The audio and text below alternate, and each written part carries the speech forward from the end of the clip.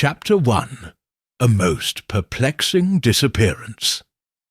It was during the particularly bitter winter of 1889 when my dear friend Sherlock Holmes found himself entangled in what would later be documented as one of his most bewildering cases. London lay beneath a blanket of persistent fog that seemed reluctant to relinquish its hold on the city, transforming familiar streets into ghostly passageways and lending an air of mystery to even the most mundane occurrences. I had recently returned to my practice after a particularly trying bout of influenza, and though my health was much improved, the damp chill that permeated Baker Street did little to accelerate my complete recovery. I found myself spending most evenings before the crackling fire in our shared lodgings, often in the company of Holmes, who had been uncommonly idle in recent weeks. The lack of stimulating cases had left my companion in a state of restless agitation. His brilliant mind, ever craving intellectual challenges, was forced to subsist on the meagre sustenance of chemical experiments and the occasional perusal of criminal gazettes. On this particular evening he sat cross-legged in his armchair, pipe smoke curling about his angular features, as he studied a telegram with unusual intensity. "Watson," he said suddenly, breaking the comfortable silence between us, "what would you say if a bride were to vanish during her own wedding ceremony?" I lowered my medical journal, intrigued by the curious question. "I would say it sounds like the poor woman suffered an acute case of matrimonial apprehension." Holmes permitted himself a slight smile. "Perhaps. Yet I find myself more interested in how such a disappearance might be physically executed, particularly when the bride in question was standing before no fewer than 73 witnesses, including her betrothed, and reportedly vanished in what the telegram describes as a cloud of inexplicable smoke. Surely you don't believe in such supernatural occurrences?" I asked, knowing full well that my friend's rational mind rejected all notions of the paranormal. "I believe only in that which can be observed, measured, and deduced, as you well know," Holmes replied, rising to his feet with a sudden surge of energy. "Yet there is something in this matter that piques my interest. The message comes from an old Oxford acquaintance, Lord Frederick Thornfield, whose scientific inclinations nearly rival my own. He is not a man given to flights of fancy or exaggeration. Holmes handed me the telegram, and I read the brief message with growing astonishment. "Holmes stop unprecedented event at Halsey Manor. Stop bride vanished during ceremony in cloud of smoke. Stop, not stage trickery, stop. Scotland Yard baffled, stop. Your expertise urgently requested, stop Thornfield." "Good heavens!" I exclaimed. "This sounds utterly fantastical." "Indeed," Holmes agreed, already gathering his coat and hat. "Which is precisely why we must investigate without delay. The more impossible a scenario appears, the more revealing the truth behind it often proves to be." Despite my lingering fatigue, the prospect of accompanying Holmes on such an unusual case quickly banished any thoughts of a quiet evening. Within half an hour, we found ourselves in a hansom cab rattling through the foggy streets toward Halsey Manor, situated on the outskirts of London. During our journey, Holmes shared what little he knew of the circumstances. The bride is, or was, Miss Eleanor Blackwood, the only daughter of the late industrialist Sir Thomas Blackwood. Her intended husband is Mr. James Harrington, heir to a considerable shipping fortune. The ceremony was to unite two of London's most prominent families. "And you suspect foul play rather than a voluntary disappearance?" I inquired. Holmes steepled his fingers beneath his chin, his eyes narrowing in concentration. "I suspect nothing as yet, Watson. To theorize before one, as data, is a cardinal error. But consider, a woman of considerable wealth and social standing vanishes moments before completing her marriage vows, in a manner so theatrical as to suggest the involvement of an illusionist. The question is whether she was complicit in her own disappearance or fell victim to an elaborately staged abduction. The cab eventually deposited us before the imposing gates of Halsey Manor, a grand estate whose Gothic architecture loomed ominously through the thickening fog. A solemn-faced butler admitted us, leading us through corridors where the disrupted wedding decorations hung like forlorn remnants of joy abruptly terminated. In the main hall, we found a scene of controlled chaos. Police constables milled about, taking statements from guests who remained in various states of shock and confusion. Inspector Lestrade, that familiar ferret-faced member of Scotland Yard, approached us with evident relief. "Mr. Holmes, I might have known you'd appear. This one's beyond my comprehension, I'm afraid. Perhaps you might enlighten us as to the precise sequence of events." Holmes replied coolly. Before Lestrade could respond, a tall, distinguished gentleman with a neatly trimmed beard stepped forward. "Sherlock Holmes. It has been too long." Holmes clasped the man's hand firmly. "Lord Thornfield, I came as swiftly as your message permitted." "And not a moment too soon," Thornfield replied, his voice strained with tension. "We are facing what appears to be an impossibility. A woman has vanished before 73 pairs of eyes, leaving nothing but a dissipating curl of smoke where she once stood." As Holmes surveyed the grand hall, his keen eyes already cataloguing details invisible to ordinary observers, I could sense the awakening of his formidable intellect. The game was afoot, and no matter how supernatural the disappearance might seem, I knew that my friend would not rest until he had reduced the fantastic to the logically explicable. Chapter 2. Vanished before their eyes, Lord. Thornfield led us through the remnants of the disrupted celebration to a small drawing-room adjacent to the chapel where the ceremony had taken place. The room had been hastily converted into a makeshift investigation headquarters, with several constables documenting statements from the wedding guests. "I've asked the principal witnesses to remain," Thornfield explained, gesturing to 3 visibly distressed individuals seated by the fireplace. "Mr. James Harrington, the groom, Lady Victoria Blackwood, the bride's aunt and guardian since Sir Thomas's passing, and Father Ambrose, who was conducting the ceremony." Holmes surveyed each with his penetrating gaze. The groom was a handsome man of about 30, his formal attire now dishevelled, his face ashen with shock. Lady Victoria, a severe-looking woman in her 50s, maintained a rigid composure that failed to disguise her agitation.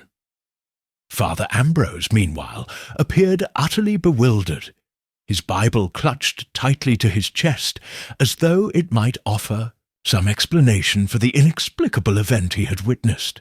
"Perhaps you might recount exactly what transpired," Holmes suggested, addressing the groom first. Harrington raised haunted eyes.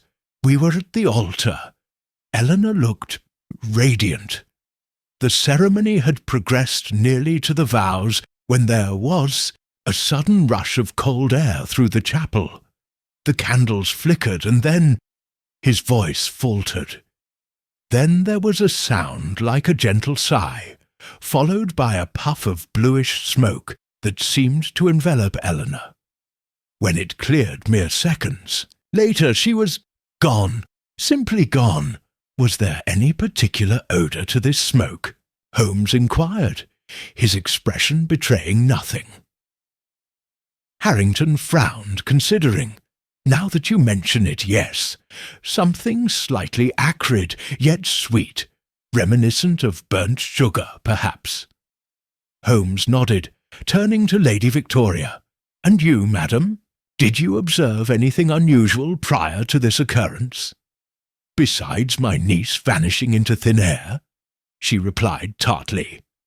Mr. Holmes, I assure you, Eleanor was in excellent spirits. This match was advantageous for all parties. She had no reason whatsoever to orchestrate such a spectacle, unless she wished to avoid the marriage, I ventured. Lady Victoria's eyes flashed. Impossible! Eleanor was devoted to Mr. Harrington. Moreover, she is not a person given to theatrical displays or melodrama. She is sensible, pragmatic, qualities inherited from her late father.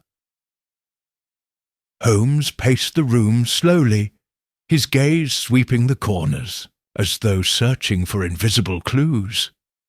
Father Ambrose, did you notice anything unusual about the chapel itself?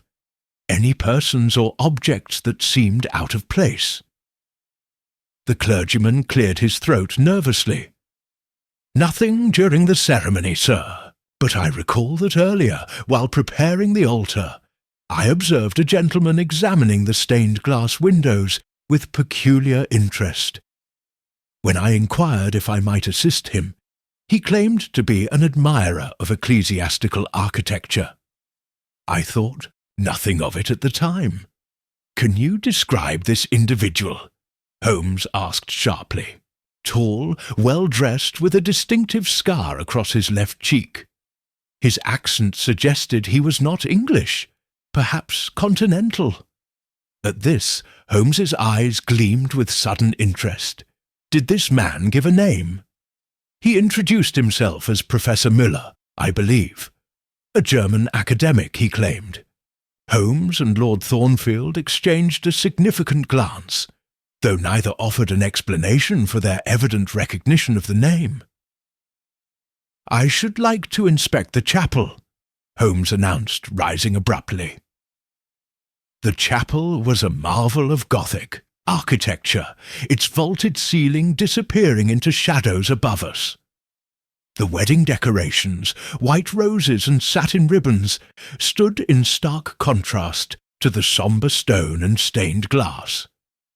Holmes moved with methodical precision, examining the altar, the floor, the windows, occasionally dropping to his hands and knees to study the ancient flagstones. "Here, Watson," he called suddenly, indicating a barely perceptible residue near where the bride had stood. He scraped a small sample into an envelope from his pocket. "And here," he added, pointing to several nearly invisible scratches on the AUF floor, forming an incomplete circle around the spot where Miss Blackwood had vanished.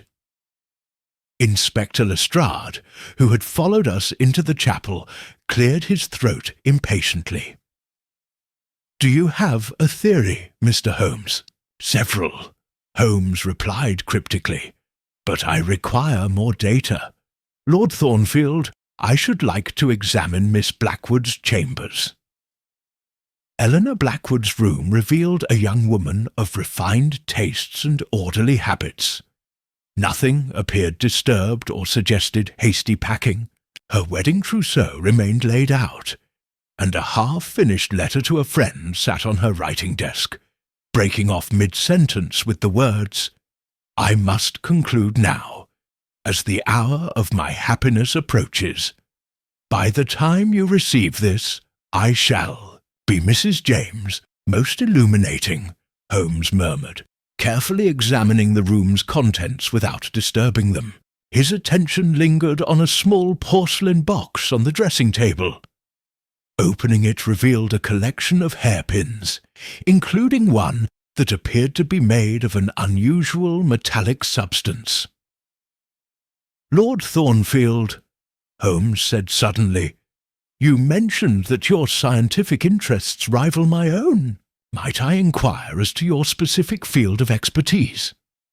"Electromagnetic phenomena, primarily," Thornfield replied, "though I dabble in chemistry as well." "And your acquaintance with the bride and groom?" "I was a colleague of Sir Thomas, Eleanor's father. We collaborated on several research projects before his untimely death 3 years ago." Holmes nodded thoughtfully, pocketing the unusual hairpin with a deft movement that escaped Lestrade's notice, but not mine. "One final question. Was Sir Thomas engaged in any particular research at the time of his death?" A shadow crossed Thornfield's face. "Indeed, he was developing a theoretical framework for matter transference. Most of his colleagues, myself included, considered it fantastical, the stuff of penny dreadfuls rather than serious science. Yet here we are," Holmes observed quietly, "faced with a bride who has quite literally vanished into smoke." As we left the room, I noticed Holmes's expression had transformed from polite interest to intense concentration. Whatever theories had begun to form in that remarkable mind of his, I knew we were merely at the beginning of a case that would test even his legendary deductive powers. Chapter 3. The Professor's shadow upon departing Miss Blackwood's chambers. Holmes maintained a pensive silence as we made our way back to the main hall. The guests who remained were clustered in small groups, their hushed conversations ceasing momentarily as we passed. I noted the mixture of fear and fascination in their expressions. A bride vanishing during her wedding ceremony was the stuff of sensation novels, not respectable society functions. "Holmes," I ventured, "this Professor Müller, that Father Ambrose mentioned, you appeared to recognize the name." My friend's lips tightened slightly. "Professor Heinrich Müller, if it is indeed the same man. He was once a respected physicist at Heidelberg University before being dismissed under mysterious circumstances. His theories on matter and energy were considered dangerously radical." "And how is he connected to this case?" "That remains to be established," Holmes replied, though I detected a certain reservation in his tone that suggested he already harboured suspicions. Lord Thornfield, who had been walking ahead, turned suddenly. Müller was Sir Thomas's rival. They were pursuing similar research, though Müller's methods were questionable. There were rumours of experiments on living subjects. Holmes nodded grimly. "Which brings us to our next inquiry. I should like to speak with Miss Blackwood's lady's maid. Such individuals often possess insights their employers would be surprised to discover. The maid, a young woman named Martha Jenkins, was found in the servants' quarters, still dressed in her formal attire from the ceremony. Her eyes were red from weeping, and she twisted a handkerchief anxiously as Holmes questioned her. "Miss Blackwood appeared in good spirits this morning," Martha affirmed. "She was perhaps a trifle nervous, but that's to be expected of any bride. Did she receive any messages or visitors in the days preceding the wedding?" Holmes inquired. The maid hesitated, her gaze flickering toward Lady Victoria, who had accompanied us. "Only the usual wedding correspondence, sir, though—" She paused. "Again, please speak freely," Holmes encouraged. "The smallest detail may prove significant. 3 days ago, a package arrived. A small box containing a hairpin that Miss Eleanor said was a wedding gift from her father's old colleague. She seemed puzzled by it, but insisted on wearing it today. This colleague, did she name him? No, sir, only that it came with a note saying it had been intended for her wedding day. Holmes's eyes gleamed with interest. And where is this note now? Miss Eleanor burned it, sir, said it wasn't important. I exchanged glances with Holmes, knowing we were both thinking of the unusual hairpin he had pocketed from Eleanor's room. Our investigations continued with Holmes interviewing several other wedding guests, paying particular attention to their recollections of the moments immediately preceding the bride's disappearance. Most accounts aligned with Harrington's description. A cold draught, flickering candles, a puff of bluish smoke with a strange odour, and then emptiness where the bride had stood. "It is most singular," Holmes remarked as we returned to the drawing room. "Every witness describes nearly identical phenomena, yet none can suggest any natural explanation. Perhaps it truly was some form of magic trick," Inspector Lestrade suggested, though his tone betrayed his scepticism. Holmes shook his head. Magic tricks require preparation, apparatus, and accomplices. The chapel has been thoroughly examined. There are no hidden trapdoors, no mechanisms that could be triggered remotely. And if Miss Blackwood herself was complicit, we would expect to find evidence of planning, packed luggage, withdrawn funds, correspondence with conspirators. Yet there is nothing. "Then what do you propose happened?" Lestrade demanded. "I am not yet prepared to advance a theory," Holmes replied, "but I believe our next step must be to learn more about Sir Thomas Blackwood's final research.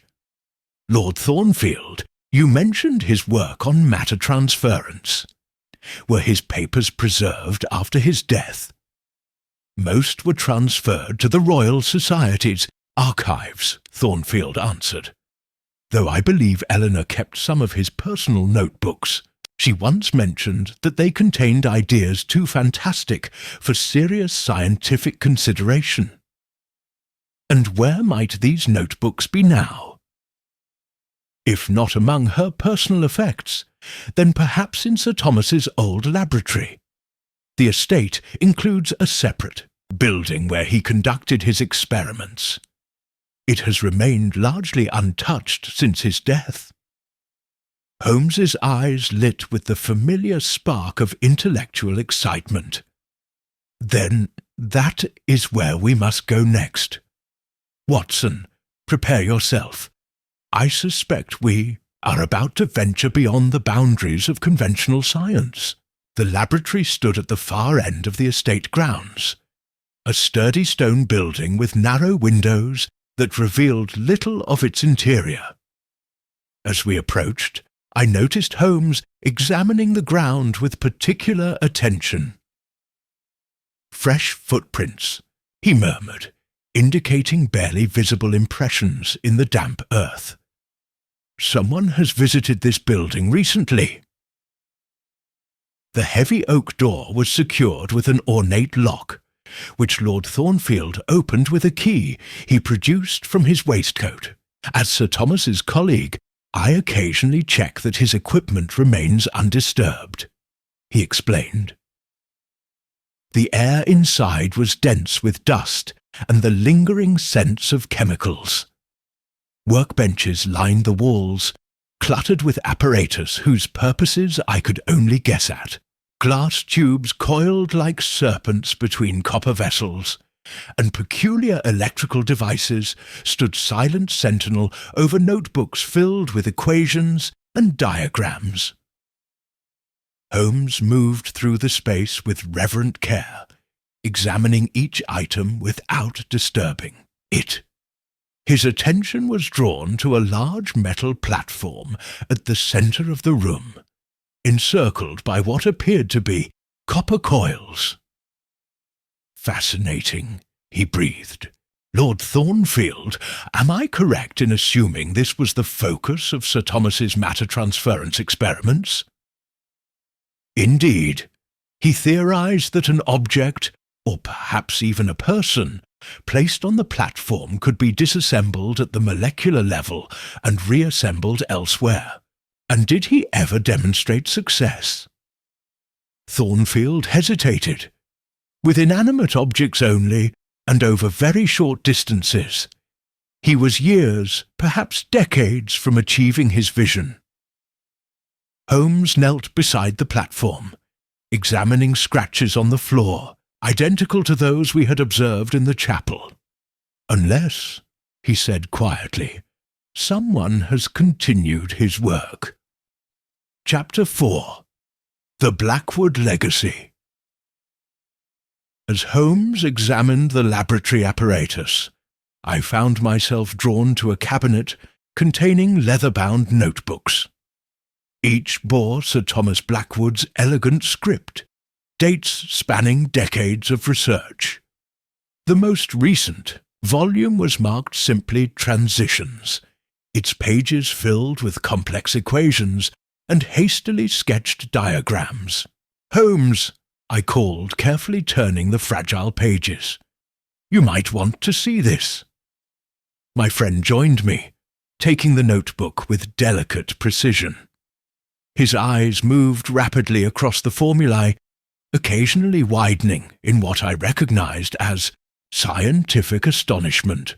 "Remarkable," he murmured. "Sir Thomas was decades ahead of contemporary thinking. These calculations suggest a method for converting solid matter to energy and back again, essentially dissolving and reconstituting physical form. Is such a thing even possible?" I asked, incredulous. "Theoretically, perhaps." Holmes pointed to a particular passage.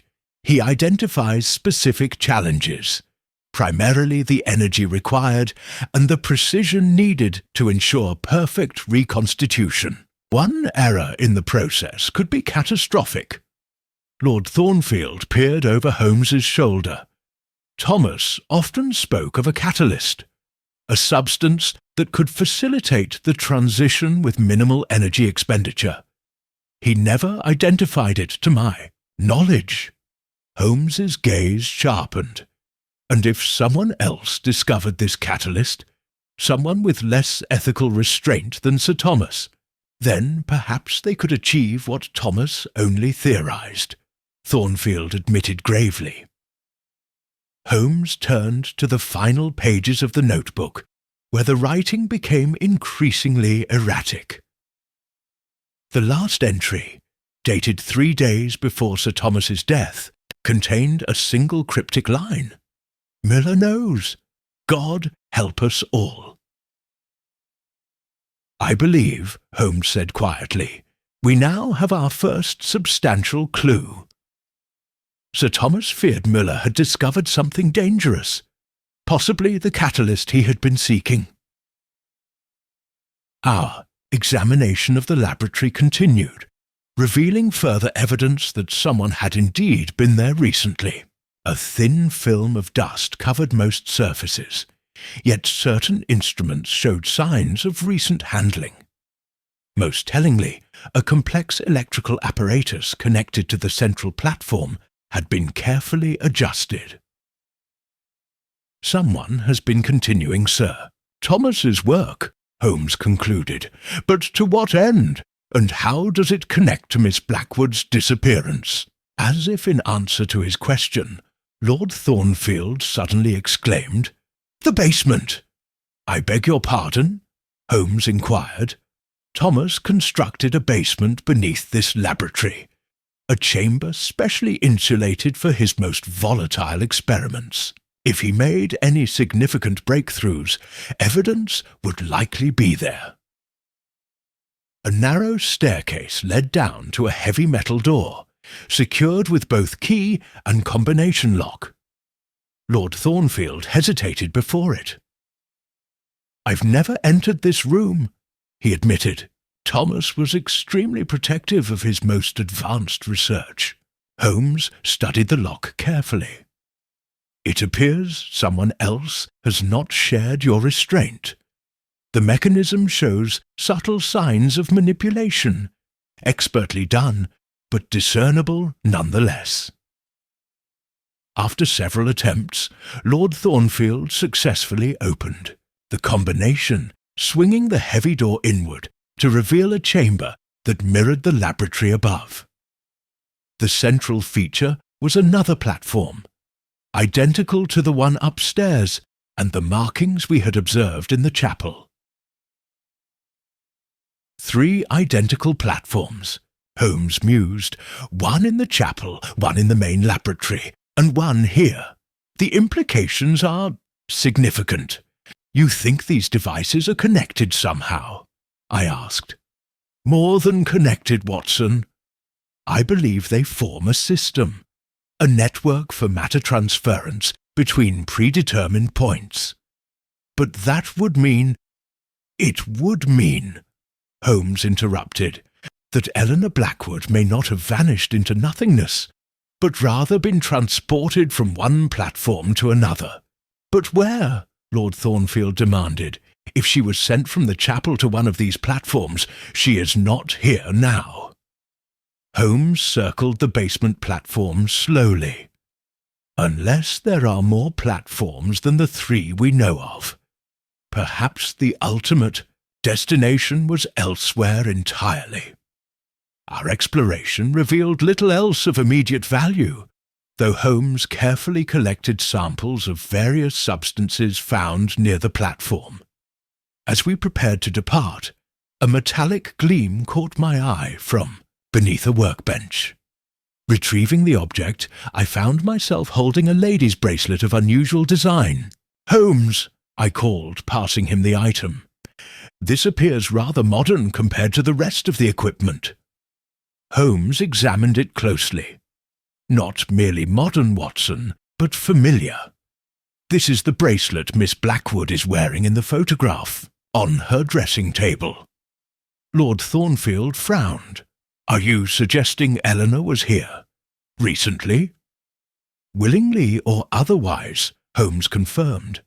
"This bracelet shows signs of having been forcibly removed. Note the damaged clasp, and there are traces of the same residue we found in the chapel." As we ascended back to the main laboratory, Holmes's attention was drawn to a small wooden box, half hidden beneath scattered papers. Opening it revealed several hairpins identical to the one he had found in Eleanor's room. "These pins appear to be made of an unusual alloy," Holmes observed. "Lord Thornfield, might they serve some scientific purpose rather than mere adornment?" Thornfield examined one closely. "Possibly as conductors of electrical energy, though I've never seen this particular composition before."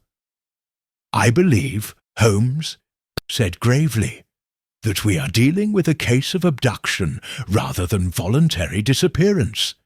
An abduction executed through scientific means that most would consider impossible."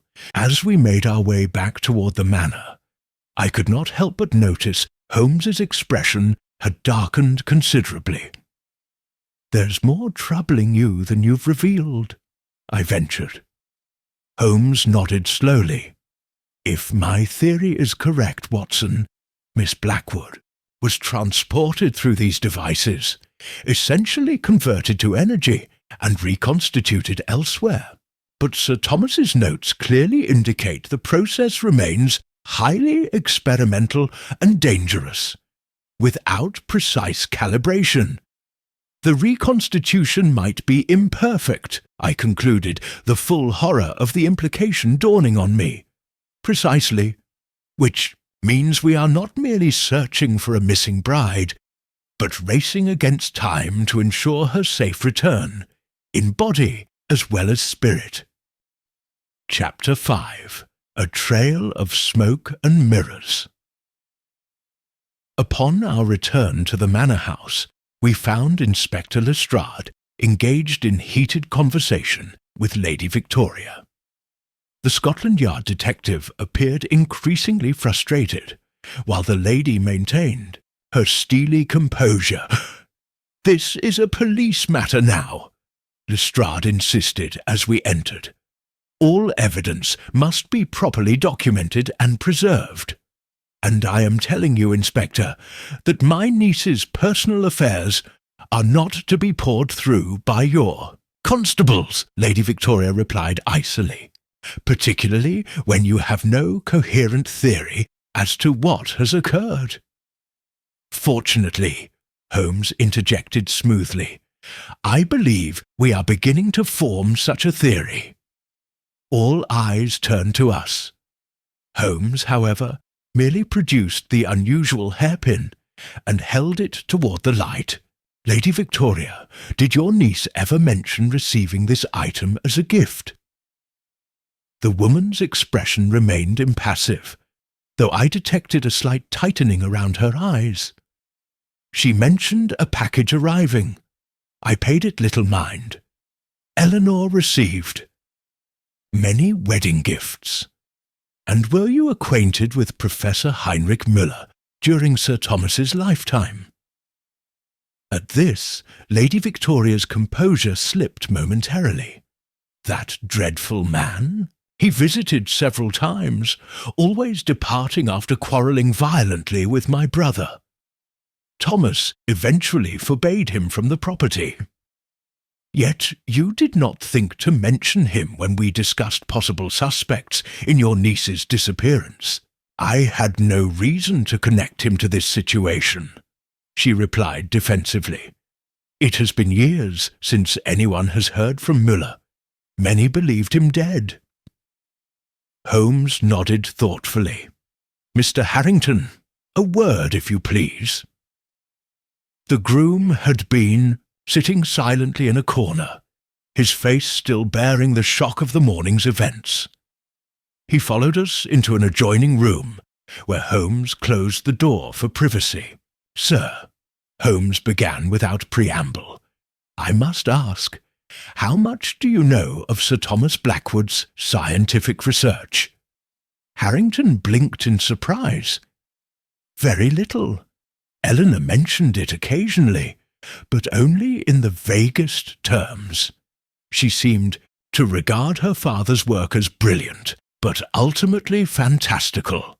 And did she ever speak of Professor Müller?"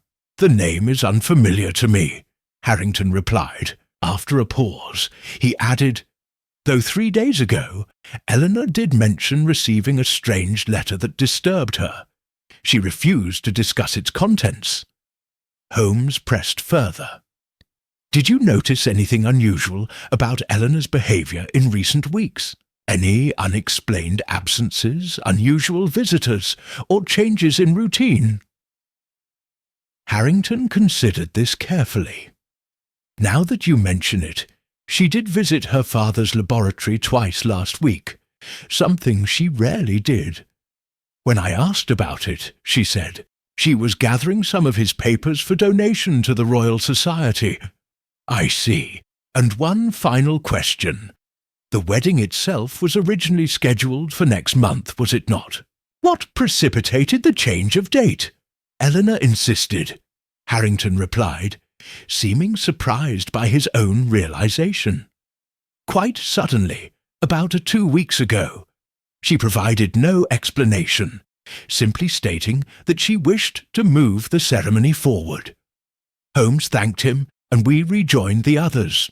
I could see the familiar intensity in my friend's expression that indicated pieces of the puzzle were beginning to align in his remarkable mind. "Lord Thornfield," Holmes said, "I should like to examine one more location before darkness falls." They did chapel again, but this time I wish to inspect the area beneath the floor where Miss Blackwood stood. The suggestion caused considerable consternation, particularly from Father Ambrose, who protested the desecration of consecrated ground. Nevertheless, Holmes was adamant, and his reputation eventually secured permission. With several workmen provided, By Lord Thornfield, the flagstones were carefully lifted to reveal the earth beneath. Holmes immediately dropped to his knees, examining the soil with his pocket magnifying glass. "Just as I suspected," he murmured. "The same copper wiring we observed in the laboratory, arranged in concentric circles. This floor was prepared in advance, gentlemen." "But when?" Lestrade demanded. "The chapel has been in continuous use. Someone would have noticed construction work." "Unless it was done years ago," Holmes replied. "Lord Thornfield, when was this chapel last renovated?" "During Sir Thomas's lifetime, perhaps 5 years ago. He funded the restoration personally. Then it appears Sir Thomas incorporated his experimental platform into the chapel floor during those renovations, disguising it as ordinary construction work." "But why would he do such a thing?" Father Ambrose asked, aghast. "That," Holmes replied, "is a question to which I do not yet have a satisfactory answer, but I suspect it connects to his final research and his falling out with Professor Müller."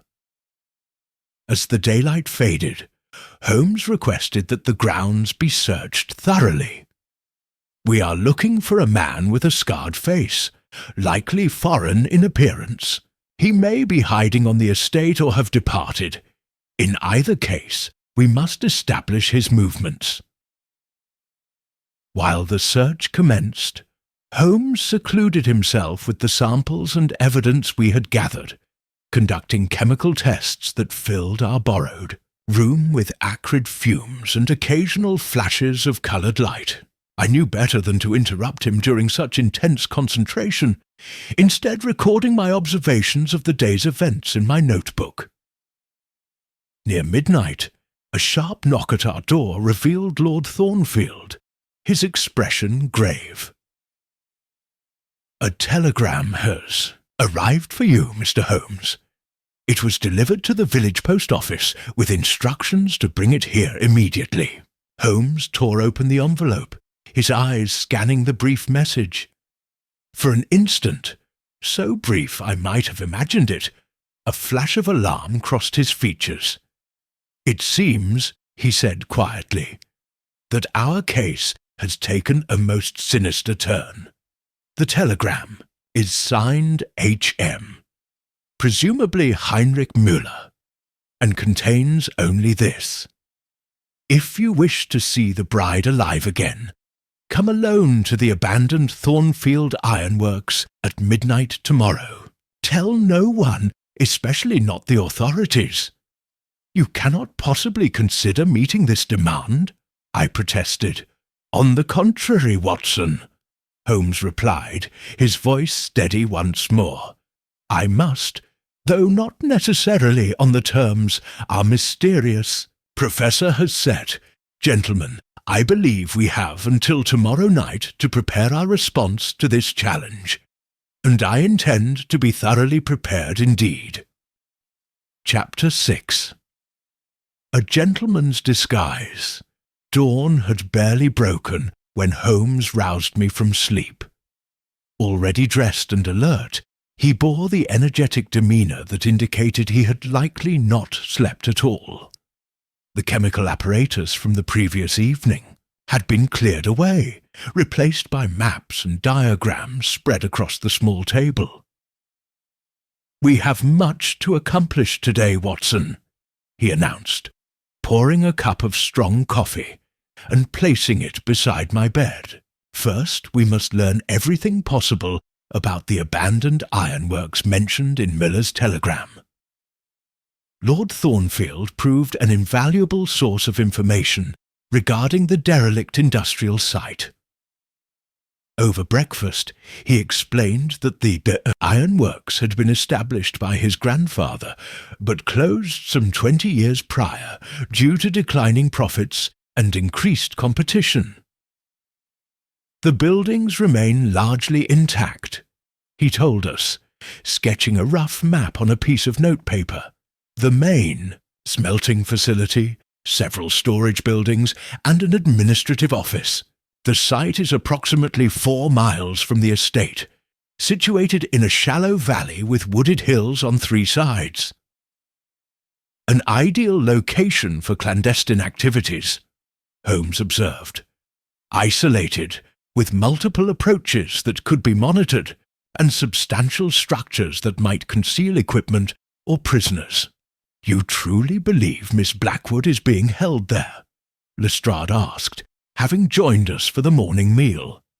It seems the most logical conclusion, Holmes replied, though I anticipate multiple layers of deception.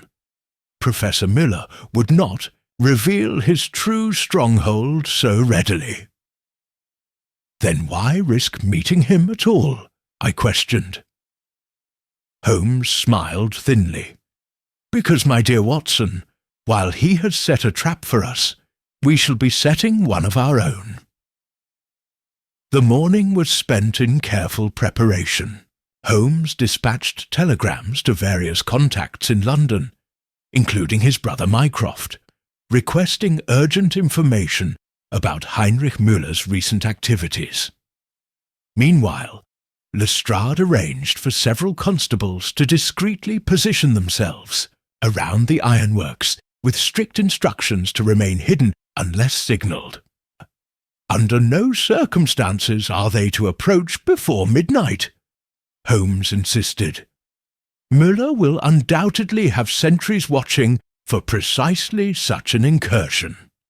By early afternoon, responses to Holmes's telegrams began arriving. Each was studied carefully, adding pieces to our understanding of our adversary.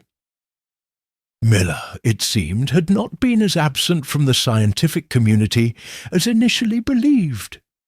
Under various aliases, he had published several theoretical papers on energy transference and molecular reconstruction over the past 3 years. Most interesting, Holmes remarked, scanning one such document. He describes theoretical modifications to Sir Thomas's original designs that would significantly increase their range and stability. If he has implemented these improvements, then he could potentially transport objects or people across much greater distances, I concluded. Precisely. And with the appropriate network of receiving platforms to multiple predetermined locations. As evening approached, Holmes requested privacy for several hours, explaining that he needed to make final adjustments to his plan. When he finally emerged from our room, I was startled to find him transformed. Gone was the sharp-featured, keen-eyed detective I knew so well. In his place stood a stooped, elderly gentleman with wispy white hair and spectacles, dressed in the worn clothing of an academic fallen on hard times. "Good heavens, Holmes!" I exclaimed. "Your disguise is remarkable. One of my more convincing efforts," he agreed, his voice now reedy and tremulous. "Professor Müller expects Sherlock Holmes, the famous detective. He will be watching for a tall, hawk-faced gentleman in an ulster coat and deerstalker. Instead, he shall meet Professor James Moriarty, a disgraced physicist seeking to sell certain scientific secrets." "Moriarty?" I queried, surprised by his choice of pseudonym. "A small jest," Holmes admitted with a thin smile. "Besides, the name carries a certain weight in academic circles that may prove useful in establishing my credentials." As the hour of our departure approached, Holmes drew me aside for final instructions. "You and Lestrade will accompany me as far as the edge of the woods surrounding the ironworks. From there, I shall continue alone to the main entrance, as Müller demanded. You will circle around to the rear of the complex and position yourselves near the old administrative building. If my deductions are correct, that is where we will find Miss Blackwood, and the device used to transport her." And if your deductions are in error, I asked, unable to disguise my concern, then signal the constables immediately and converge on the main building. But do not act until precisely midnight, unless you hear 3 sharp whistle blasts. My signal that matters have taken a dangerous turn. At 11 o'clock, we set out in a closed carriage, travelling without lights along the darkened country roads. The night was cloudy, with occasional glimpses of a waning moon, providing only the most minimal illumination, conditions that favoured our clandestine approach, but would make navigation treacherous. The carriage halted a mile from our destination, and we continued on foot through the densely wooded landscape. Holmes moved with remarkable agility despite his disguise, occasionally pausing to listen for any indication we were being observed. At the edge of the clearing containing the ironworks, Holmes paused for a final consultation. The abandoned industrial complex loomed before us, a collection of hulking silhouettes against the night sky. No lights were visible, yet there was a sense of watchfulness about the place that raised the hairs on the back of my neck. "Remember," Holmes whispered, "midnight, not a moment before. Müller will be anticipating premature intervention. And Watson," he added, pressing a small revolver into my hand, "take this. I doubt our opponent will play by gentlemen's rules." Before I could voice the numerous concerns crowding my mind, Holmes stepped forward into the clearing, instantly transforming his posture and gait into that of an elderly academic. I watched with admiration and trepidation as my friend's figure grew smaller, advancing steadily toward the yawning entrance of the main ironworks building. Lestrade and I circled through the woods as planned, approaching the administrative building from the rear. A faint bluish light flickered intermittently through one of the ground-floor windows, the first concrete evidence that the complex was indeed occupied. "Look there," Lestrade whispered, indicating fresh footprints in the muddy ground leading to a side entrance. "Someone's been coming and going regularly." With extreme caution, we approached the window from which the light emanated. Peering through a gap in the dusty glass, I beheld a sight that confirmed Holmes's most fantastic theories, and chilled my blood simultaneously. In the centre of what had once been an office stood a platform identical to those we had found in Sir Thomas's laboratory and beneath the chapel floor. Surrounding it was an elaborate array of electrical equipment, humming with barely contained energy. And seated beside this apparatus, bound to a chair, but very much alive, was Miss Eleanor Blackwood. Chapter 7. The Madman's Design Miss. Blackwood appeared physically unharmed, though her wedding gown was soiled and torn at the hem. Her face, though pale with exhaustion, showed no sign of terror. Rather, she exhibited a composed defiance that spoke of considerable inner strength. Beside her stood a tall figure whose back was turned to us, adjusting dials on the electrical apparatus with methodical precision. I motioned to Lestrade to remain still as we observed the scene. The man, presumably Miller's assistant, suddenly turned, revealing a young face with scholarly features. He spoke to Miss Blackwood in hushed tones, his accent distinctly Germanic, though his English was fluent. "Your father's work will finally receive the recognition it deserves," he was saying. "Professor Müller has perfected the process. Tonight's demonstration will change the course of scientific history." "My father never intended his research to be used this way," Eleanor replied steadily. He destroyed his final equations precisely to prevent someone like Miller from completing the system. The young man smiled sadly. Yet he left enough clues for a brilliant mind to reconstruct. The professor has spent years solving the final variables, and you, my dear Miss Blackwood, provided the last piece unknowingly. The hairpin, she said bitterly. A conductor designed to synchronize with the platform's energy field. Precisely. When you wore it during the ceremony, standing directly above your father's original transference platform, it created the perfect conditions for initialization.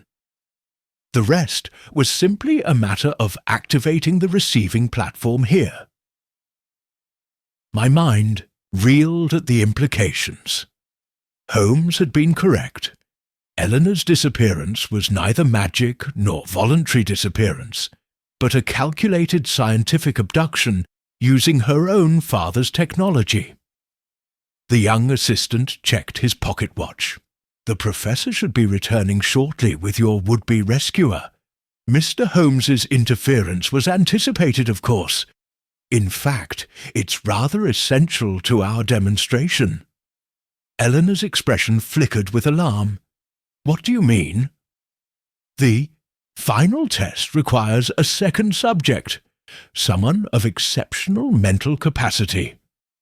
The professor has long admired Mr. Holmes's intellectual faculties, even as he has despised his meddling in affairs beyond his understanding. I exchanged a glance with Lestrade. Holmes was walking into far greater danger than even he had anticipated. Yet we dared not intervene prematurely and risk Miss Blackwood's safety or jeopardize whatever countermeasures Holmes had prepared. The minutes crawled by with excruciating slowness. I checked my watch repeatedly.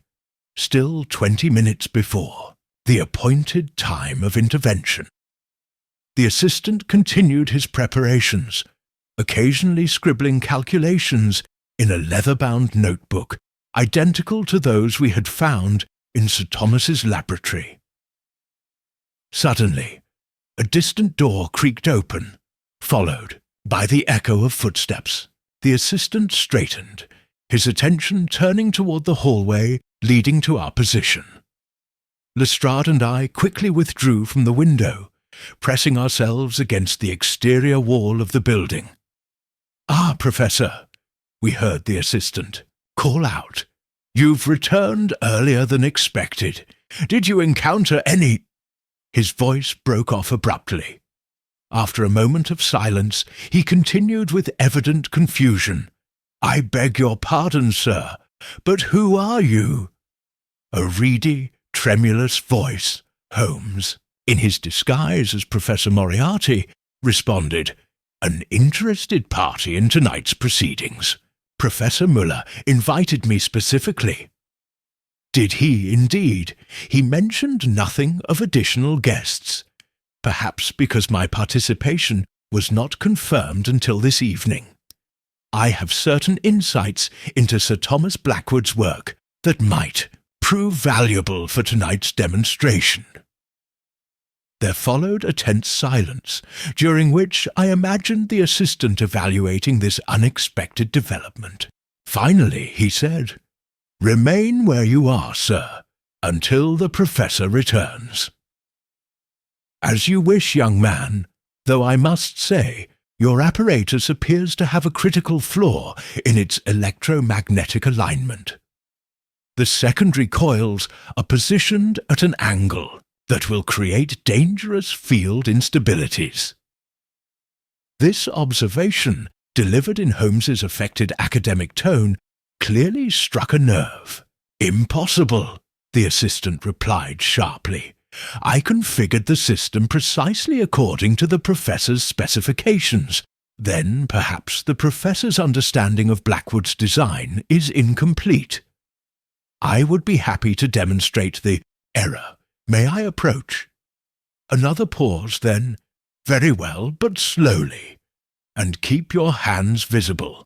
Through the window, I watched as Holmes shuffled into view, maintaining his elderly academic persona flawlessly. His roomy eyes widened in apparent surprise at the sight of Eleanor. "The Blackwood girl!" he exclaimed. So the rumours were true. Sir Thomas did succeed in human transference before his death. "Not entirely," the assistant corrected, his scientific pride evidently overriding his caution. "Sir Thomas achieved only partial success. The Professor has refined the process considerably." "Ah, fascinating," Holmes murmured, approaching the apparatus with the excited tremor of a scholar confronting a revolutionary discovery. "And these configurations, yes, I see the problem now." With deft movements belying his apparent age, Holmes adjusted several dials, commenting all the while on theoretical principles beyond my comprehension. The assistant watched closely, occasionally interjecting with technical corrections that Holmes acknowledged with deferential nods. I checked my watch again, still 12 minutes before we were to intervene. Holmes appeared to be stalling masterfully, keeping the assistant engaged in scientific discussion while subtly positioning himself between the man and Miss Blackwood. Suddenly, the entire building trembled as a door slammed violently in the distance. Heavy, purposeful footsteps approached rapidly. "What is the meaning of this?" roared a powerful voice with a thick German accent. "Who authorized you to admit strangers, Wilhelm?" A tall, imposing figure strode into the room, a man of perhaps 60 years, with silver-streaked dark hair and the distinctive scar across his left cheek that Father Ambrose had described. Professor Heinrich Müller had arrived, and the fury in his expression as he beheld Holmes suggested he was not deceived by the disguise. "I should have known," he spat, his accent thickening with anger. "Sherlock Holmes, your pathetic attempt at deception insults us both." Holmes straightened, shedding his elderly persona like a discarded coat. "Professor Müller," he acknowledged coolly, "I compliment you on seeing through my disguise. Few have managed that particular feat." Müller sneered. "I have studied you, Holmes, just as you have studied me. We are men of intellect trapped in a world of dullards. The difference is that I have transcended the limitations of conventional science, while you remain bound by your precious moral constraints. Those moral constraints are what separate visionaries from madmen, Professor," Holmes replied evenly. "Sir Thomas understood this. It's why he destroyed his final calculations, rather than risk his work falling into hands like yours. Blackwood was a coward," Müller thundered, standing at the threshold of the greatest scientific revolution in human history, only to retreat in fear of its implications. Outside, I gripped Lestrade's arm, silently urging patience despite the escalating tension within. Holmes was deliberately provoking Müller, drawing out his motivations and plans. We needed to allow this dangerous game to play out a while longer. Chapter 8. The Devil's Science. "You speak of revolution," Holmes replied, matching Müller's intensity with cool precision. "Yet your methods suggest mere theft rather than innovation. You've stolen Sir Thomas's research, abducted his daughter, and now you intend some further crime involving this apparatus."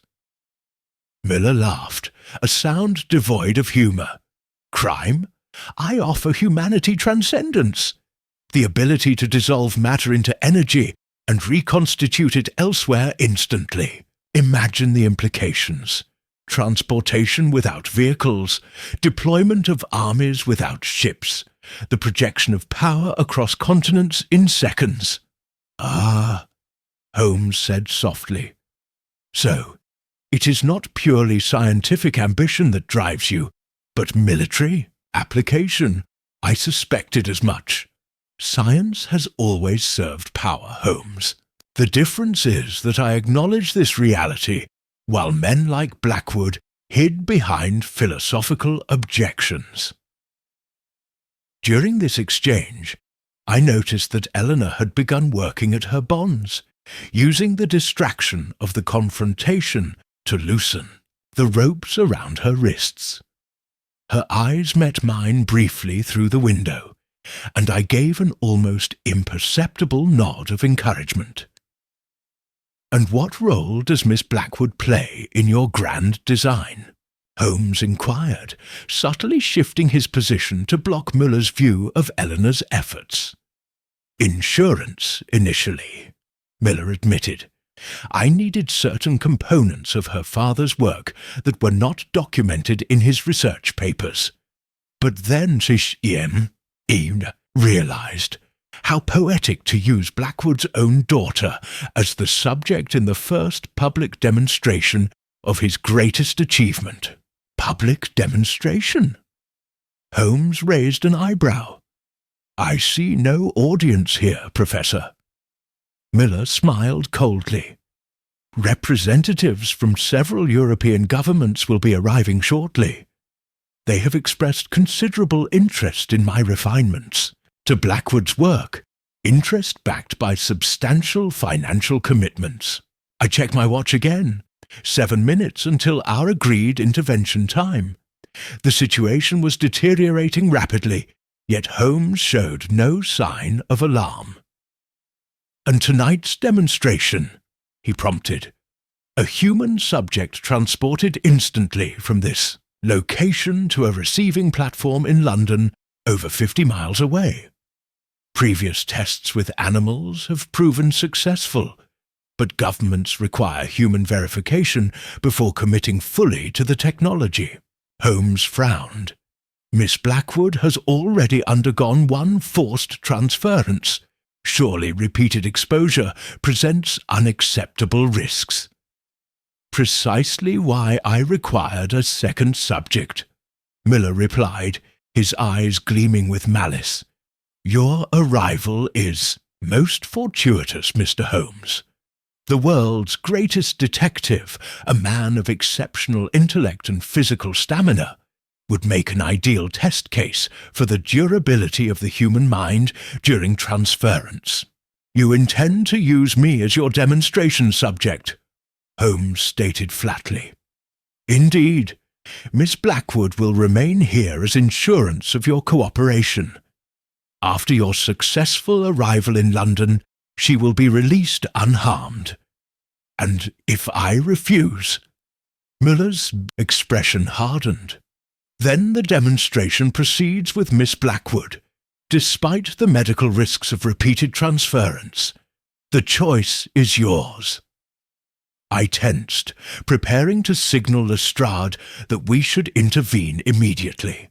Holmes, however, appeared remarkably composed. "A fascinating proposition," he said thoughtfully. "But before I consider it, I must understand the process more thoroughly. The science behind it, if you will." This appeal to Müller's scientific vanity had the desired effect. The professor launched into an elaborate explanation of his refinements to Sir Thomas's original design, gesturing enthusiastically toward various components of the apparatus. "The key breakthrough," he explained, "was identifying the correct catalyst, a specific metallic compound that facilitates the transition from matter to energy without molecular degradation. Blackwood was searching for it when he died, but I succeeded where he failed.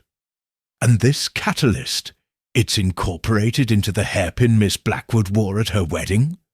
Holmes inquired. "A minimal amount, yes. Enough to initialize the process when she stood above the hidden platform in the chapel floor." Müller gestured toward a cylindrical container near the center of his apparatus. This chamber contains a more concentrated form, sufficient for tonight's demonstration." As Miller continued his technical exposition, I observed Holmes scanning the room methodically, his eyes lingering on particular components of the apparatus. He was formulating a plan, I realized, calculating how to sabotage the device without endangering Eleanor. The young assistant Wilhelm, meanwhile, watched Holmes with obvious suspicion. "Professor," he interrupted, "the representatives will be arriving within the hour. We should prepare the primary subject." Miller nodded. "You are right, of course. Mr. Holmes, your decision?" Holmes straightened his shoulders. "I find your research fascinating, Professor Miller. Truly revolutionary. However, I must decline your offer to participate as a test subject.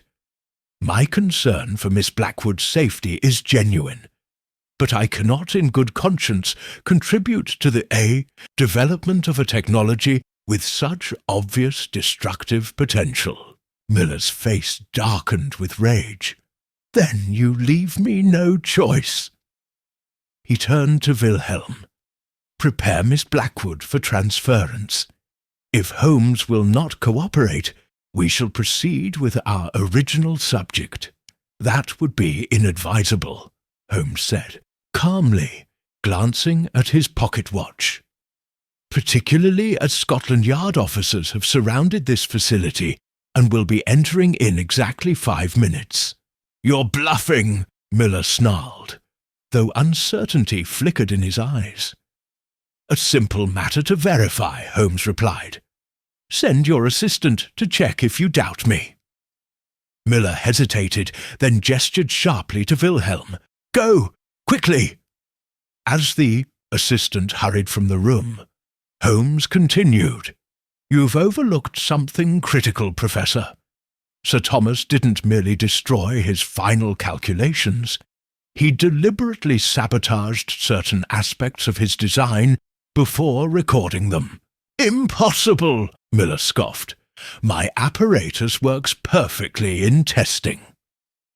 With animals and small inanimate objects, yes. But the human mind introduces variables you haven't accounted for. Sir Thomas discovered this. It's why he abandoned his research. The human consciousness cannot survive intact through the transference process." For the first time, I saw genuine doubt cross Miller's face. "You're attempting to undermine my confidence, Holmes. A transparent tactic." "Am I? Then explain why Sir Thomas left deliberate errors in his equations. Errors that only become apparent when scaling the process for human subjects." Chapter 9. The desperate Gambit Miller's confidence visibly wavered, though his arrogance quickly reasserted itself. "You're stalling, Holmes. Sir Thomas was brilliant but timid, afraid to push beyond conventional boundaries. I have corrected his errors and refined his methodology." "Have you tested your corrections with a human subject?" Holmes pressed. "One who survived with their faculties intact?" A flicker of discomfort crossed Miller's features before he mastered it. "The preparations are different for human subjects." "Different, but not perfected," Holmes concluded. "You've conducted preliminary tests, haven't you, with unsatisfying results?" Eleanor gasped. "The missing persons from the surrounding villages, 3 in the past month. Was that your doing?" Miller did not respond directly, but his silence was damning. I felt a chill run through me as the full horror of his experimentation became clear. This was no longer merely abduction, but murder in the name of scientific progress. "You see, Miss Blackwood," Holmes said quietly, "the professor has been refining his technique through trial and error. Rural labourers, perhaps, people who wouldn't be immediately missed. each failure bringing him closer to what he believes is success. They were necessary sacrifices, Miller snapped, abandoning all pretense. Great scientific advancement demands bold experimentation. And what were the results of these bold experiments, Professor? Holmes inquired, his tone deceptively casual as he slowly edged closer to the apparatus. Temporary disorientation, minor memory impairment, nothing that cannot be overcome with further refinement. You're lying, Eleanor said suddenly. I found my father's hidden journals, the ones even you didn't know about. He documented the fundamental flaw in the transference process. The human consciousness fragments during molecular reconstruction. The subjects may physically reconstitute, but their minds— Silence, Miller thundered, his composure fracturing. Your father was wrong. I have solved the consciousness problem. Holmes had managed to position himself directly beside the cylindrical container Miller had earlier identified as holding the catalyst. With a swift motion that belied his usual deliberate manner, he seized the container and stepped back. "Return that immediately," Miller demanded, his face contorted with rage. "I think not," Holmes replied coolly. "Without this catalyst, your apparatus is merely an impressive collection of copper wire and electrical components." Miller drew a revolver from his coat. "You test my patience, Holmes. The catalyst, if you please." It was at this precise moment that Wilhelm burst back into the room, his expression alarmed. "Professor, there are indeed police in the woods surrounding the facility." Lestrade and I exchanged glances. Either Wilhelm had spotted the constables Lestrade had positioned earlier, or Holmes had somehow arranged additional police presence without my knowledge. Miller's attention wavered momentarily, just long enough for Eleanor to finally free herself from her loosened bonds.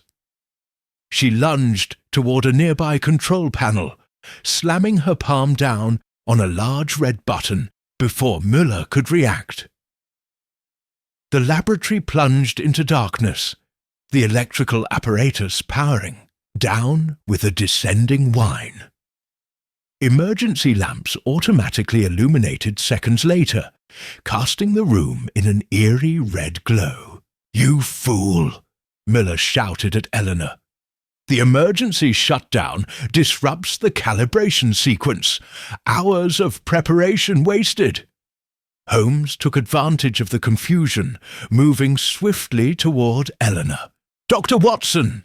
he called out sharply, my signal to intervene. Lestrade and I crashed through the window, glass shattering around us as we entered the laboratory. Müller swung his revolver toward us, but Holmes struck his arm, sending the weapon clattering across the floor. "It's over, Professor," Holmes declared.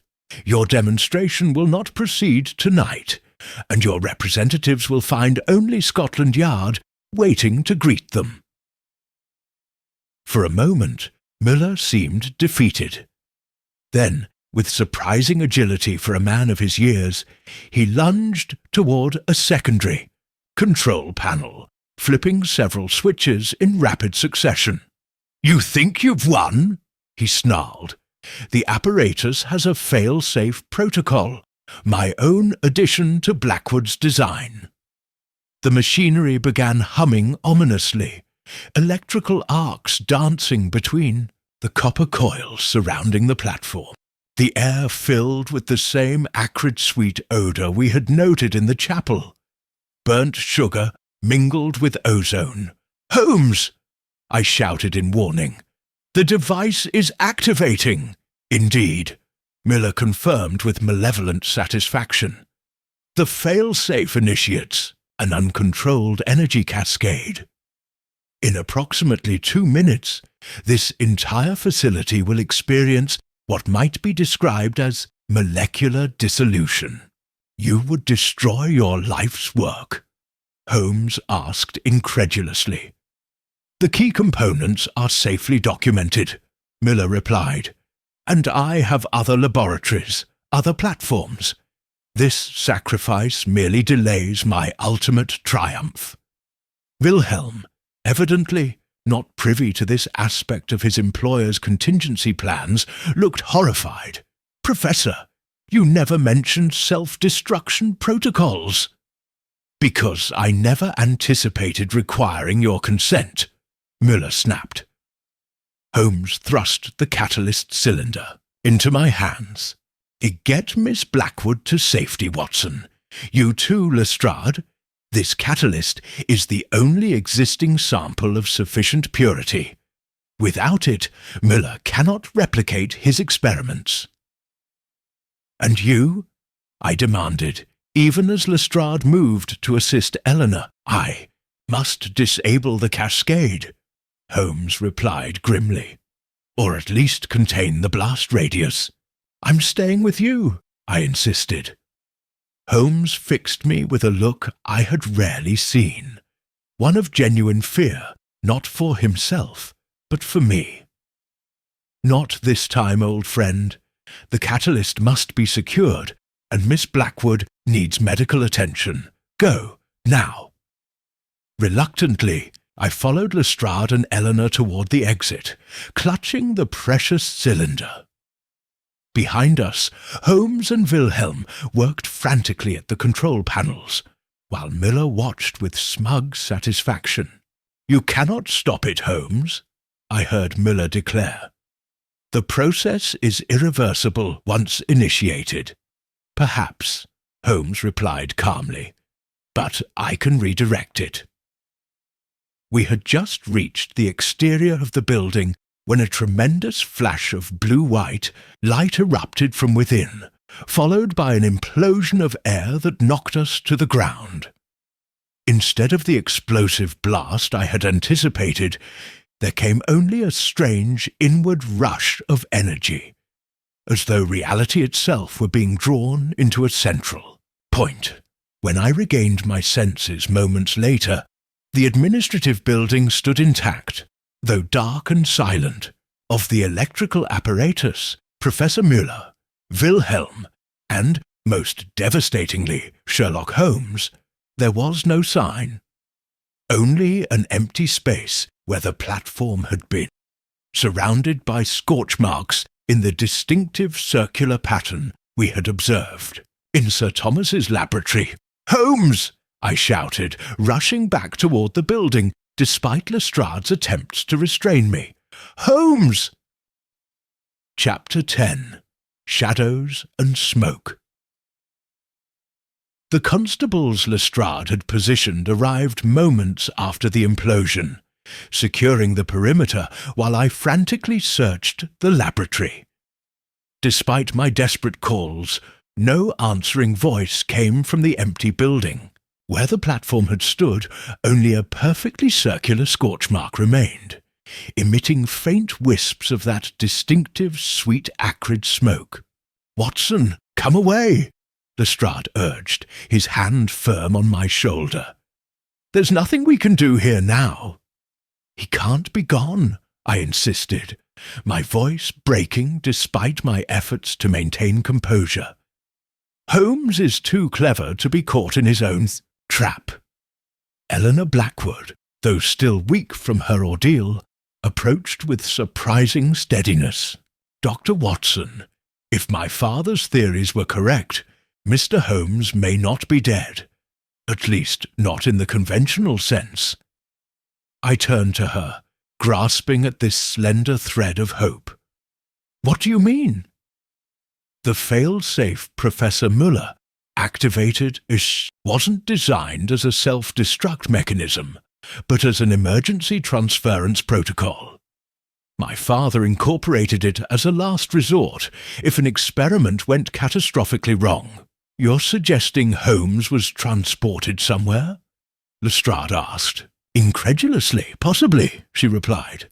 "But without proper calibration, or a designated receiving platform, there's no way to predict where, or in what condition he might arrive.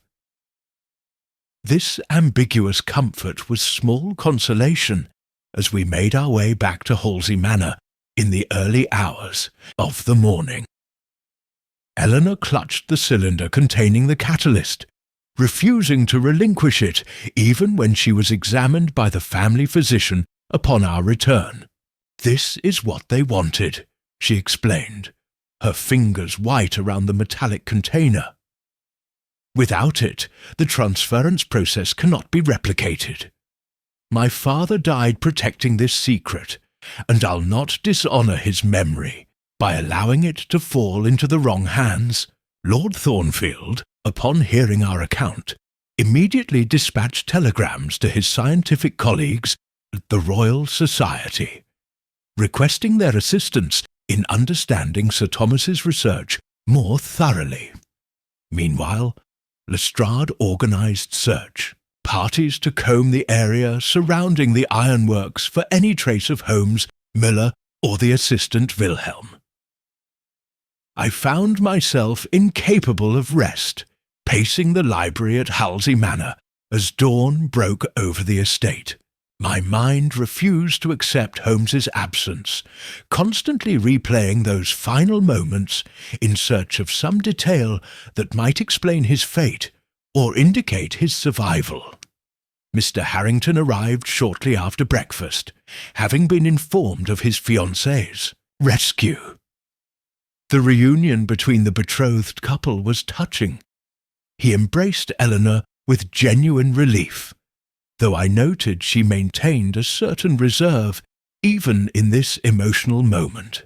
"My dear," he said, examining her pale face with concern, "what these villains put you through, it's unconscionable."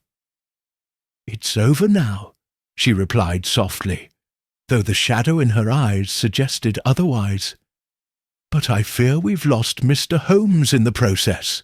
"Surely not permanently," Harrington insisted. "The man's resourcefulness is legendary. If anyone could survive such an event, it would be Sherlock Holmes." His optimism, though well-intentioned, struck me as painfully naive. He had not witnessed the strange implosion, nor seen the empty space where three men had stood moments before. As morning progressed into afternoon, the search parties returned with no news. The representatives Müller had mentioned never materialized, either warned away by the police presence or perhaps never existing at all. The ironworks stood empty and silent, a monument to ambition corrupted by ruthlessness. Lord Thornfield's scientific colleagues began arriving by early evening.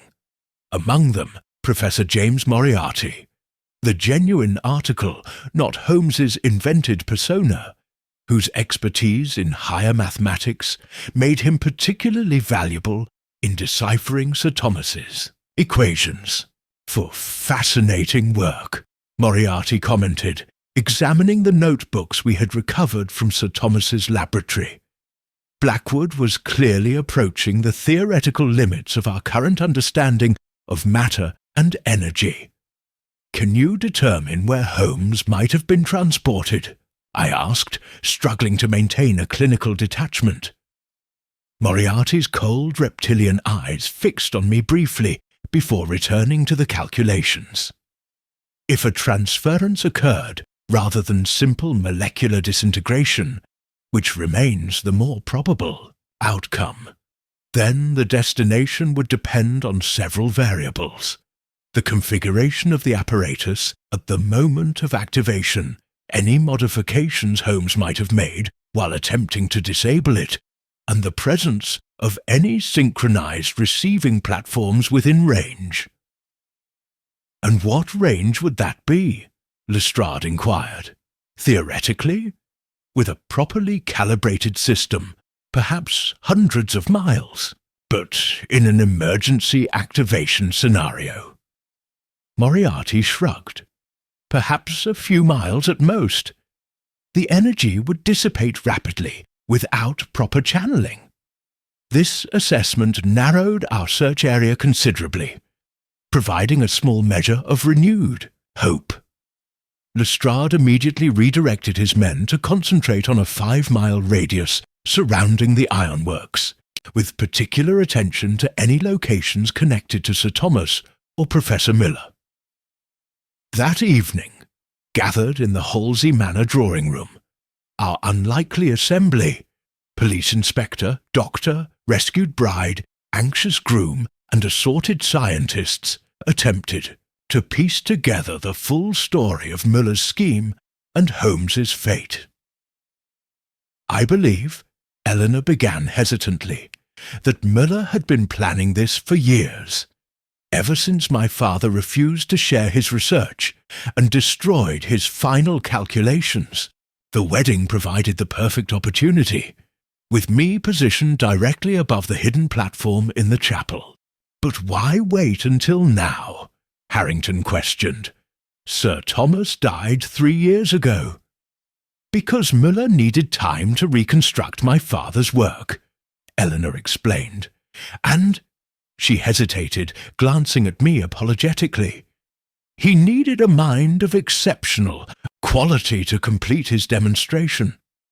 When he learned of our wedding, he saw an opportunity to acquire both the final components of my father's research and potentially lure someone of remarkable intellect to investigate my disappearance. Holmes was the target all along, I murmured, the realization dawning with terrible clarity. Your abduction was merely bait. Eleanor nodded grimly. Müller believed that transporting someone of Holmes's mental capacity would prove his device could preserve the most complex human consciousness intact, the ultimate demonstration of his triumph over my father's work. A demonstration he failed to complete, Lord Thornfield added, thanks to your intervention. As the conversation continued around me, I found myself drawn to the window, staring out at the gathering darkness. Somewhere in that night, Holmes might still exist, transported, disoriented, perhaps injured, but alive. I refused to abandon that belief, however irrational it might seem to others. A sudden commotion in the entrance hall interrupted my thoughts. Hurried footsteps approached the drawing room, and the door burst open to reveal one of Lestrade's constables, his uniform muddy and his expression urgent. "Inspector!" he exclaimed. "We've found something at the old Blackwood hunting lodge, 3 miles east of the ironworks.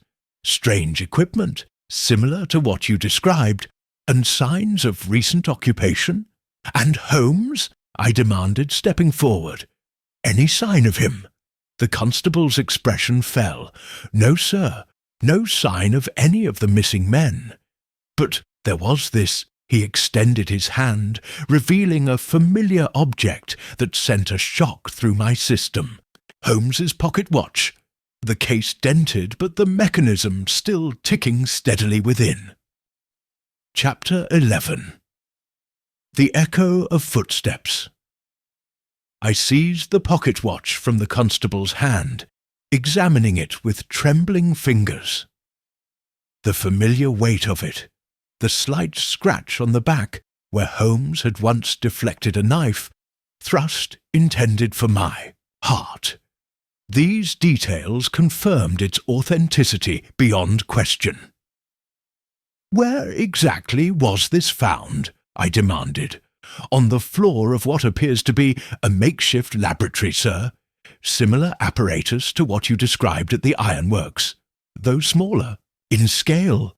Lestrade was already donning his coat. "We must investigate immediately. Lord Thornfield, could you spare several of your scientific colleagues to accompany us? Their expertise may prove invaluable." Professor Moriarty, surprisingly, volunteered first. "This matter has transcended mere theoretical interest," he declared. his normally cold eyes animated with rare excitement. If Blackwood's transference technology actually functions, it represents a fundamental shift in our understanding of physical reality. Within the hour, our peculiar expedition set out for the Blackwood hunting lodge. Lestrade, myself, Moriarty, 2 other scientists from the Royal Society, and several constables. The night had grown bitterly cold, our breath forming clouds in the beams of our lanterns as we travelled the rough country paths. Eleanor had insisted on joining us, overriding both Harrington's and the physician's objections. "My father's research caused this situation," she stated firmly. "My knowledge may be crucial in resolving it." The hunting lodge emerged from the darkness as we approached. A sturdy stone building nestled against the edge of an ancient forest. Lights glowed dimly from within, suggesting it was not as abandoned as it first appeared. "Approach with caution," Lestrade instructed his men. "We don't know who might remain inside." The door stood slightly ajar, creaking ominously as Lestrade pushed it wider. The interior revealed a scene of hasty departure. Papers scattered across tables, equipment half dismantled, a fire dying in the grate. At the centre of the main room stood another transference platform, smaller than those we had encountered previously, but unmistakable in design. "This is a receiving platform," Eleanor observed, examining it closely. "Designed to accept incoming transference rather than initiate it. See how the coil configuration differs from the others?" "And it's been activated recently," Moriarty added, indicating a control panel where several indicator lights still glowed weakly. "Within the past 12 hours, judging by the residual energy signature." I moved to where the constable had indicated finding Holmes's watch. The floor around the platform bore the now familiar circular scorch pattern, though less pronounced than at the ironworks. "Someone arrived here," I said, my voice tight with suppressed emotion. "Through this device." "Yes," Eleanor confirmed, "but there's more." She pointed to a second, fainter scorch pattern overlapping the first. "Someone departed as well, recently." Heart leaped at this implication. "Holmes survived the transference?" "It appears someone did," Moriarty corrected cautiously. "Whether it was your friend, Professor Müller, or his assistant, remains unclear." A methodical search of the lodge revealed further evidence of scientific work hastily abandoned. Notebooks containing calculations, diagrams of additional platforms, and maps marked with locations across Europe, all suggesting an operation far more extensive than we had initially believed. Müller was building a network, Eleanor explained, examining the maps. Multiple transference points connected to centralized control hubs. With such a system, a person could travel from London to Vienna in minutes rather than days. Or armies could be deployed instantly across vast distances, Lestrade observed grimly. No wonder he sought government backing. As we continued our investigation, I found myself drawn to a small desk in a corner of the room. The papers scattered across it appeared different from the scientific notes elsewhere, personal correspondence rather than technical documentation. One envelope caught my attention, addressed simply to Dr. John Watson, in a familiar, precise handwriting. With fingers that would not quite remain steady, I opened it to find a single sheet of paper containing a message in Holmes's unmistakable hand. "Watson, if you are reading this, you have followed the trail admirably. The transference process functions, though not without certain disorienting effects which I shall detail when time permits. Müller survived also, though his assistant Wilhelm was less fortunate. His pattern dispersed during reconstitution, confirming Sir Thomas's warnings about the dangers of the process. The professor has fled with partial documentation, intending to continue his work elsewhere. I follow him now to ensure the complete termination of this dangerous technology. Do not attempt to follow. The risks are substantial, and the catalyst you possess must be secured against future misuse. Give my regards to Miss Blackwood, and assure her that her father's legacy will not be perverted as Müller intended. Holmes P.S. The watch is intentionally left as confirmation of my survival. The fall at Reichenbach prepared me well for explaining apparent impossibilities. I read the note aloud to our assembled company, relief washing through me even as fresh concern for Holmes's safety took its place. He lived, but had voluntarily pursued Müller through the very technology whose dangers we had witnessed. He's attempting to destroy the remaining platforms, Eleanor realized, to prevent Müller from completing his network. But where would they have gone? Lestrade demanded, studying the marked map. There are at least 6 potential locations indicated here. Professor Moriarty examined the control panel with scientific detachment. This device retains a record of its last activation coordinates. With some careful analysis, we might determine which destination was programmed. While Moriarty and his colleagues worked to decipher the apparatus's settings, I studied the room for additional clues to Holmes's intentions. A newspaper lay open on a side table, a specific article circled, in pencil.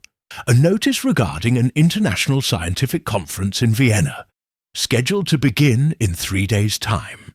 Vienna, I said suddenly. Holmes believes Müller is headed to Vienna to present his technology to potential government backers at this conference. Eleanor examined the paper. That would align with his strategy. With a working demonstration, he could secure the funding and protection to continue his work regardless of its ethical implications. Professor Moriarty looked up from the control panel. Vienna is correct.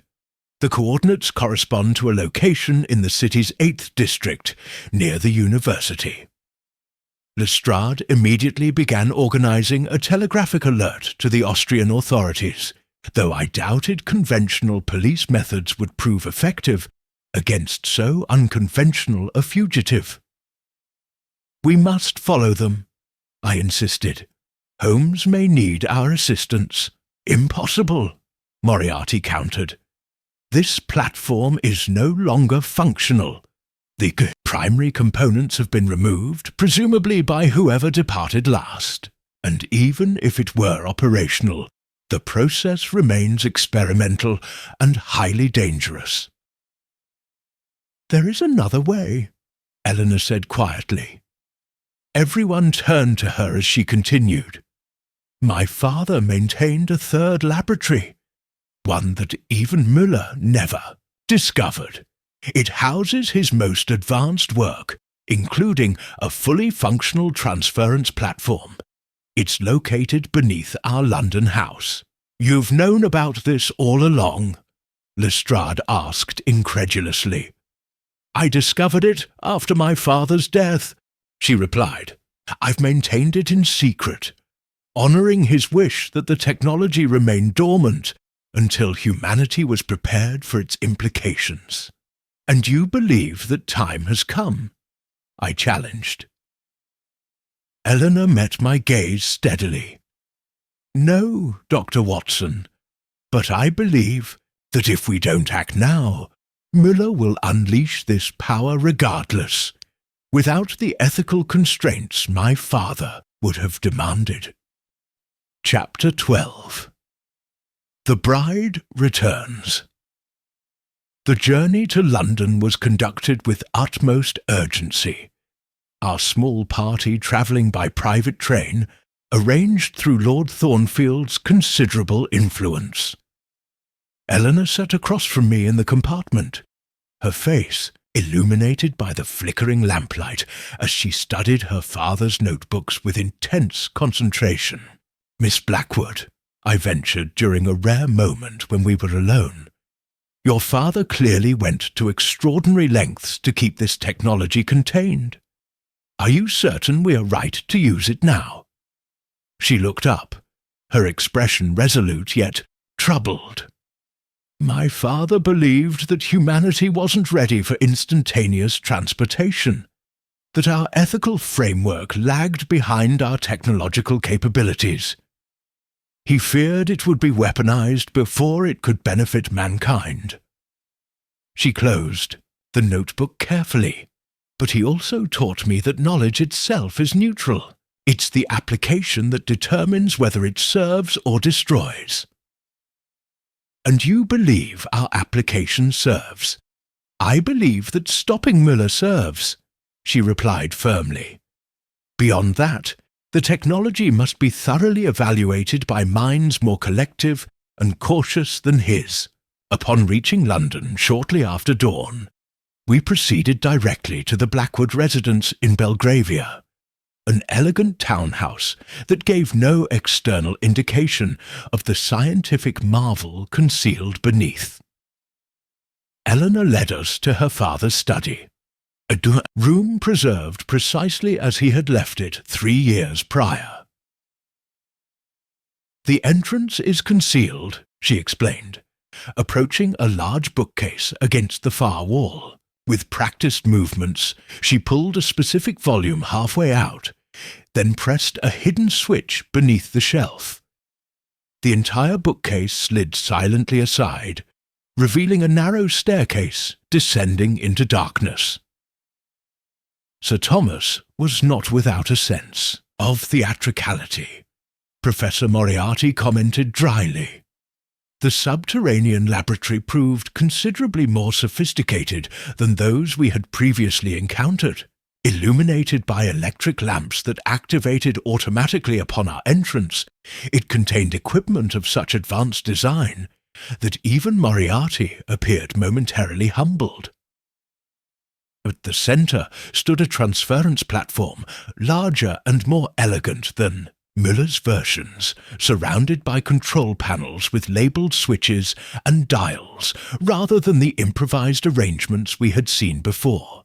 My father refined the process considerably before halting his research, Eleanor explained, moving confidently among the instruments. This platform includes safety protocols and precision controls that Müller's devices lack. "Can you operate it?" Lestrade asked, eyeing the complex apparatus with understandable skepticism. "I assisted my father in his later experiments," she confirmed, "though I've never attempted a human transfer." While Eleanor and the scientists prepared the equipment, I examined a glass-fronted cabinet containing what appeared to be journal entries chronicling Sir Thomas's final experiments. The last entry, dated 1 week before his death, contained a passage that sent a chill through me. "The human consciousness exists partially beyond our conventional understanding of physical reality. During transference, this consciousness must navigate a liminal space between dissolution and reconstitution. I have determined that strong emotional anchors, particularly intense personal connections, significantly increase successful reintegration. Without such anchors, the subject may reconstitute physically while remaining mentally adrift, disconnected from their essence. This, I believe, explains the vacant expressions and diminished cognitive function in my unsuccessful trials. They return as mere shadows of themselves, their deepest humanity lost in transition. "We're ready," Eleanor announced, interrupting my sombre reflection. "The coordinates have been set for the Vienna location." Lestrade had insisted that he should be the one to follow Holmes. "It's police business now," he argued, "and with respect, Dr. Watson, you're not trained for this sort of confrontation." "With equal respect, Inspector," I countered firmly. "Holmes is my dearest friend. No one has more experience assisting him in dangerous situations than I do. And if Sir Thomas's notes are correct, emotional connection may prove critical to navigating this process successfully. In the end, my medical background and connection to Holmes proved persuasive. With the catalyst cylinder secure in my coat pocket and Holmes's revolver in my hand, I stepped onto the platform. "The sensation will be disorienting," Eleanor warned, making final adjustments to the controls. My father described it as momentary non-existence, followed by sudden, overwhelming awareness. "I have experienced worse in Afghanistan," I assured her, though in truth my heart pounded with apprehension. "Coordinates locked," she announced, "preparing for transference in 3, 2, 1. The world dissolved around me in a rush of blue-white light. For an eternal instant, I experienced complete sensory deprivation. No sight, sound, or physical sensation. Then, with brutal abruptness, reality reassembled itself. I found myself standing on a platform identical to the one I had just left, but in a room of significantly different character, smaller, darker, with the unmistakable smell of old books and pipe tobacco. Before I could fully orient myself, a familiar voice spoke from the shadows. "Watson, I might have known you would disregard my explicit instructions." Holmes stepped into the dim light, his face drawn with fatigue but his eyes bright with their characteristic intensity. His clothing was dishevelled, and a fresh cut marked his cheekbone, but he was wonderfully, miraculously alive. "Holmes," I managed, still fighting the nausea and disorientation of the transference. "Thank God." "Your timing is either impeccable or disastrous," he remarked, helping me down from the platform. "Müller is preparing his demonstration at the university even now. I was about to sabotage this receiving platform when you materialized upon it. Then we must stop him together," I insisted, retrieving the catalyst cylinder from my pocket. Miss Blackwood identified this as the critical component. Holmes's eyes widened at the sight of it. "Watson, you brilliant man! Without this, his demonstration will fail spectacularly, discrediting him before his potential backers." We hurried from the building, which proved to be a small private library near the university, and made our way through Vienna's morning streets toward the science faculty, where Müller had arranged his demonstration. Holmes explained en route that the professor had contacted several military officials from across Europe, promising a technology that would revolutionize warfare. He intends to transport a volunteer from one lecture theatre to another, Holmes explained, a distance of only 100 yards, but sufficient to prove the concept. With successful human transference demonstrated, he expects governments to compete for exclusive access to his network. We arrived at the university to find a small but distinguished audience gathering in the main lecture theatre. Military uniforms from at least 4 nations were visible among the assembled dignitaries. At the front of the room stood Professor Müller, looking haggard but triumphant beside an apparatus similar to what we had seen at the ironworks. "We're too late to prevent the demonstration entirely," Holmes whispered, as we concealed ourselves at the back of the theatre. "But without the catalyst, the process will fail." "Fail how exactly?" I asked with concern. "The energy will build, but find no channel for proper conversion. The apparatus will likely short-circuit spectacularly, harmless but thoroughly embarrassing." Müller began his presentation with grandiose claims about the future of transportation and warfare. As he built toward his demonstration, I noticed Holmes's expression change suddenly from confidence to alarm. "Something's wrong," he muttered. "He's proceeding as though—" He broke off, his keen eyes scanning the room. "There, in the front row, the Austrian general. He's holding something."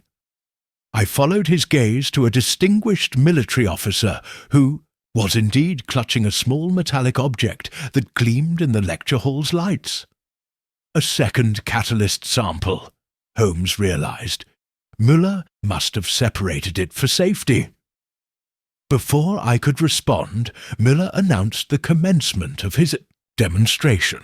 A volunteer, a young assistant similar to Wilhelm, stepped onto the platform while Müller explained that he would reappear momentarily in the adjacent lecture theatre.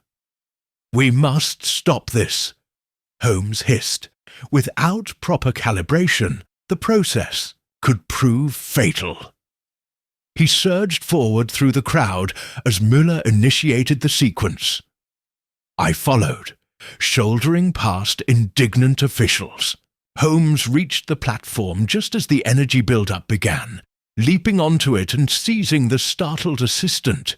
"Holmes!" I shouted, but it was too late. The familiar blue-white light enveloped both figures, and they vanished with that distinctive rushing sound. Chaos erupted in the lecture hall.